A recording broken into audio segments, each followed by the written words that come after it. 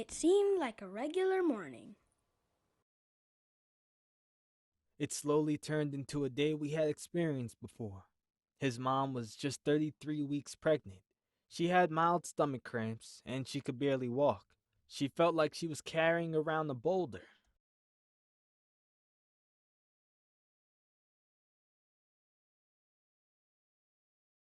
I knew what to do.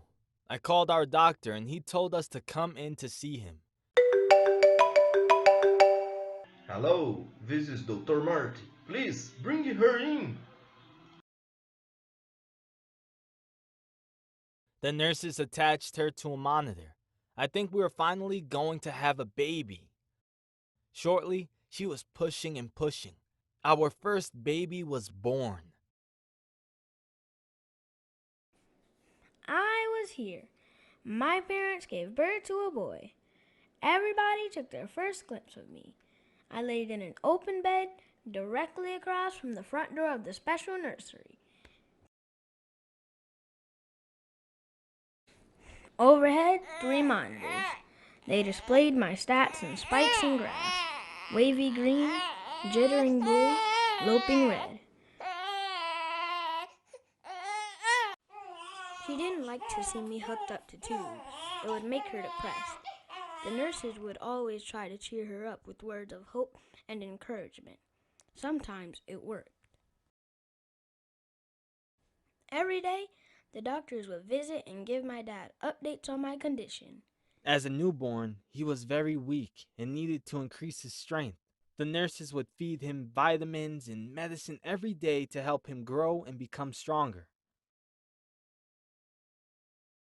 I would visit him every day after my shift from the car wash. I'd stayed until morning. I barely slept, and you could see it in my eyes. My son hadn't slept much either. He was too busy hollering and screaming. I could guarantee you that I was going to hold him, feed him, and let him know that I loved him. It's still cold outside, and I'm still in the hospital. I'm pretty sure most babies leave here a few days after they're born. I'm too small to go home. The nurses weigh me, and I feel lighter than a loaf of bread. His mother wasn't a regular visitor, but she would tell me things to say and ask for updates. When we visited together, we would take turns feeding and holding him.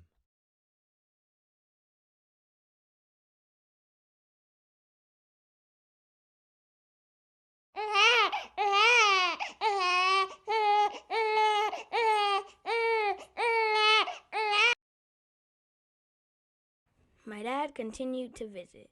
Some days were good, and some days weren't so good. Sometimes I would be stressed due to medical procedures or the effects of the medicine. When this happened, my dad had to stand outside the nursery doors.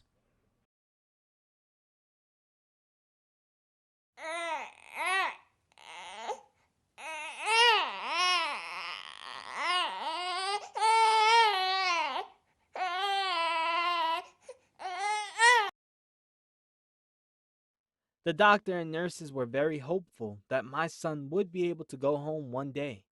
They kept reassuring us every time one of us would visit him.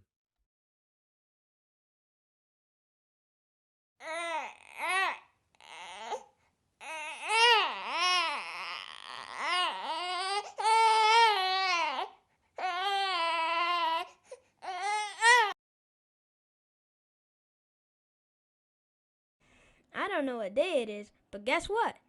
Did you guess yet? I'm going home today.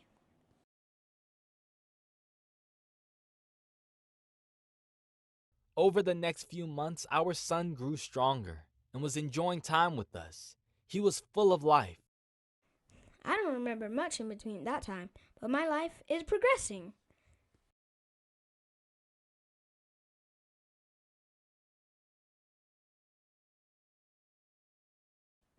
I want to thank all of you who took the time to listen to this premature case.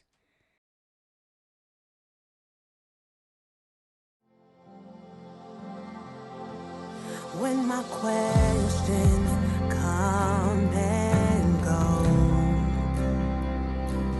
Lord, your truth I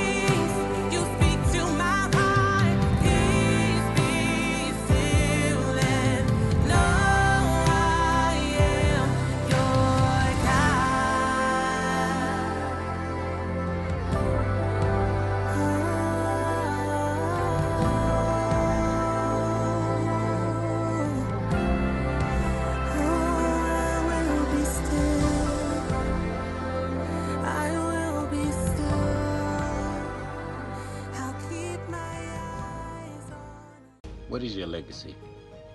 How will you be remembered?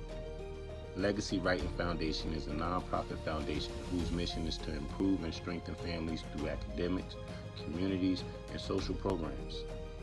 With your help, we can shape a generation that will help change the world. With that being said, visit www.legacywritingsfoundation.org.